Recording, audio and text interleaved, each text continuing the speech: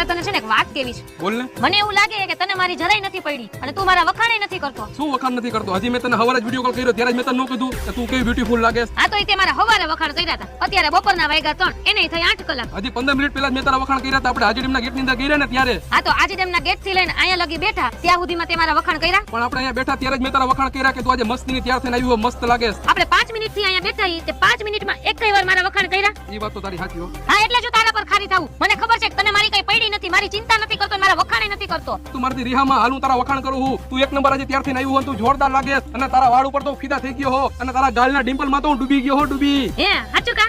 એટલે જો તારા ઉપર ખારી નથી થતી, મને તારી ઉપર દયા આવી જાય. હવે બીજી વાર ધ્યાન રાખજે નહીંતર હું પાછી ખારી થઈ જઈશ હો.